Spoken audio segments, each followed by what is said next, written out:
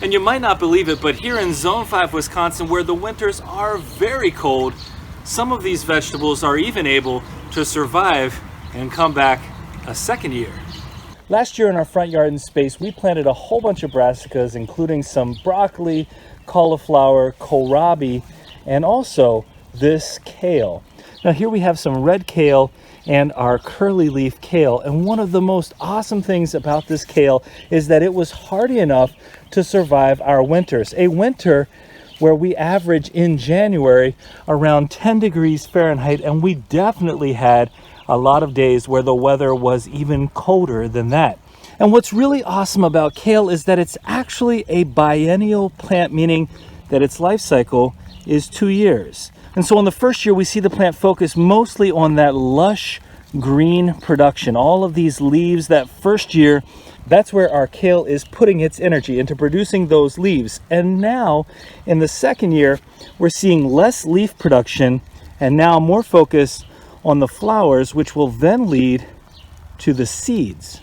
Now, if I come down here and show you these leaves, they are perfectly fine, definitely edible here in the second year, although they're probably more likely to need to be cooked, as they're going to be a little tougher than that first year, for these varieties anyway.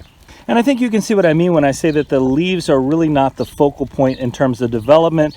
Here on our red kale, you can see the leaves are definitely smaller, and we can still eat all of these, but now this energy is headed right up here to the flowers. A pretty flower. And after these flowers open up, these actually do attract pollinators like our bees, so they're a really nice addition to the garden if you can get them to come back that second year. Now the next step of growth here is going to be the development of some seed pods, and these seed pods haven't come in yet, but they would be what comes next, and that's where we would be able to collect the seeds for these two types of kale. And one of the things we've talked about in our earlier videos is if you can collect the seeds of the plants that grow well, and these definitely grew well, and they were hardy enough to survive, I don't know, a foot of snow on top. They were able to hibernate during that entire process.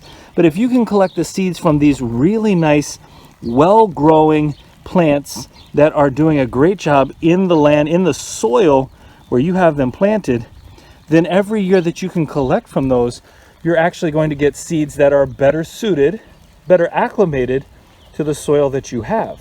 So in addition to having some excellent nutritional value here, what we have is a super hardy plant.